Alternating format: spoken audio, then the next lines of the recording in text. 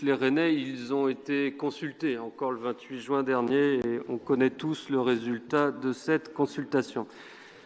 Vous dire que le scénario que vous dites choisi des 160 000 habitants n'est pas un scénario choisi. La question qui a été posée, ça a été organise-t-on le territoire pour pouvoir anticiper cet afflux qui était une projection de l'INSEE? La réponse a été oui, on va s'organiser pour pouvoir faire en sorte que l'ensemble de notre territoire ne soit justement ni saturé ni congestionné, et parce qu'il en va de la responsabilité politique d'organiser le territoire pour permettre cet accueil, parce que c'est bien d'accueil dont on parle et qu'il n'a jamais été question pour nous de construire pour construire. L'hyperconcentration que vous évoquez, elle ne se vérifie pas, Monsieur Dulic, ni en termes chiffrés, ni en termes de volonté politique. Premier point, l'économie. Si vous regardez la croissance des emplois privés, et je cite une étude de l'Audiard, de 2008 à 2015, l'évolution du salariat privé sur la commune de Rennes et sur Rennes Métropole au total, plus 1,5%. Si vous regardez le département, plus 3%. Et si vous regardez, ce qui m'a amusé, je vais vous le dire, au vu des échanges que j'ai pu avoir ce week-end avec la sénatrice Madame Gatel, plus 14,7% d'emplois salariés sur la communauté de communes du pays de Château-Giron. Un rapport de 1 à 10. Je ne sais pas où est l'hyperconcentration, mais certainement pas sur la métropole. Je vous le redonne le chiffre, plus 1,5% à la métropole, plus 14,7% sur Château-Giron. Un rapport de 1 à 10. Si nous évoquons la démographie, ayez en tête qu'historiquement, la part de la population de la ville de Rennes était en 68 dans notre métropole de 74%. On va revenir en 99, c'est quand même plus proche de nous, 55%. En 2012, 50%, c'est déjà moins. Et 2017, 48% de la part communale de Rennes dans la métropole. 48%, là où nous étions à l'année 68 à 74%. Là encore, les décennies qui se sont passées depuis 77 n'ont pas donné lieu à d'hyperconcentration. Les outils de la régulation, et c'est bien là ce qui est notre sujet politique, c'est de savoir comment est-ce qu'on maîtrise ce développement, parce que contrairement à ce que vous venez nous indiquer sur l'hyperconcentration, la dérégulation, l'ultralibéralisme ou je ne sais quoi d'autre, les outils de la régulation sont majeurs, importants. Vous avez cité le PLH, on est la première métropole de France à avoir contractualiser le PLH, et il ne s'agit pas de prendre quelques années ici ou là pour savoir si les uns ou les autres respectent le PLH, il s'agit de regarder sur le temps long pour voir si oui ou non on respecte le PLH. La réponse est oui, nous respectons le PLH signé en 2004 et qui est présent depuis 2005, mais ne vous inquiétez pas, on aura la révision de ce PLH sur ce mandat et on aura l'occasion de revenir sur ce débat de fond. Deuxième point, le SCOT en lui-même, le schéma de cohérence territoriale, est là pour justement diffuser ce qu'est cet aménagement de notre pays à l'échelle du pays de Rennes.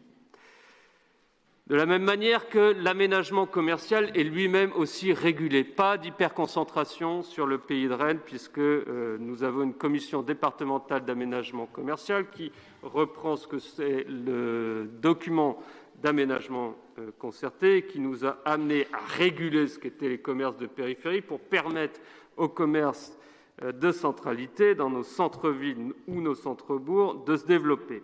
De la même manière que sur la mobilité, nous sommes allés sur des travaux, je pense au chantier notamment Rennes-Châteaubriand, qui était du ferroviaire, qui n'était pas du tout dans les compétences de Rennes Métropole, et notamment parce que nous avions en tête le desserrement urbain et le fait de faire en sorte qu'il puisse y avoir de la vitalité ailleurs que dans notre propre métropole, nous sommes allés financer cette voie ferrée et l'intensification du trafic sur la Rennes-Châteaubriand, et ça me va très bien.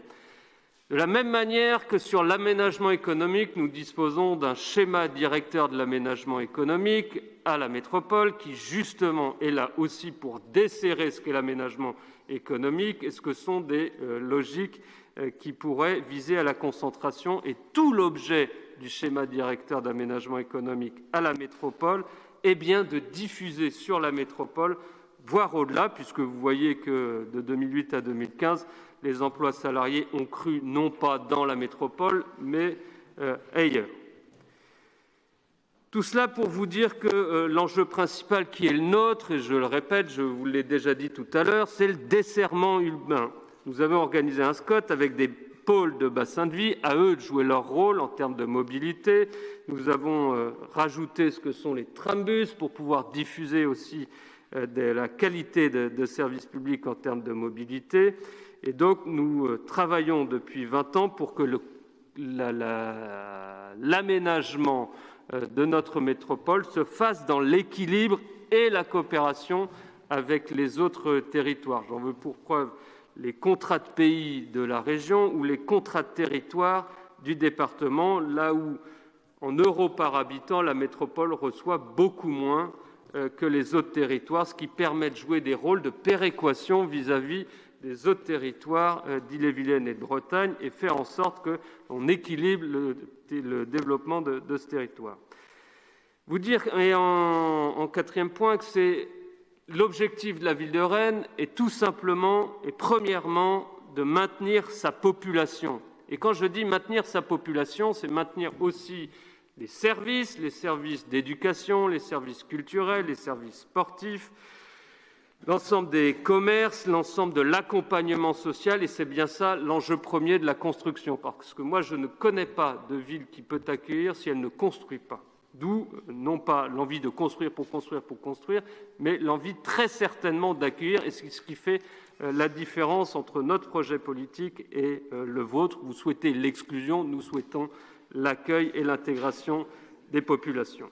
Et je m'étonne enfin qu'à ceux qui voulaient révéler Rennes et à ceux qui étaient encore, il y a quelques semaines, à nous dire que cette ville était la ville du pas assez, viennent nous faire des grandes leçons d'hyperconcentration ou d'un dynamisme qui serait bien trop fort.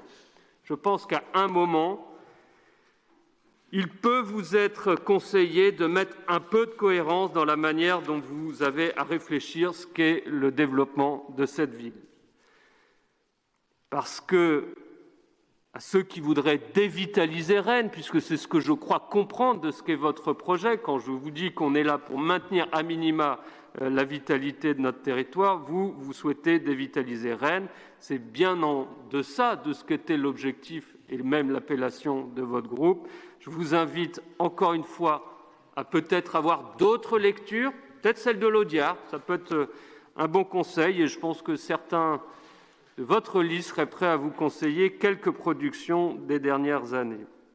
Donc je vous invite effectivement à avoir de la cohérence dans les idées, à avoir un peu le temps d'étudier d'autres livres, d'éviter les effets de manche ici ou là pour essayer de cliver et d'apporter mesures et nuances dans une réflexion qui en mérite. Merci Monsieur Hervé. Je mets aux voix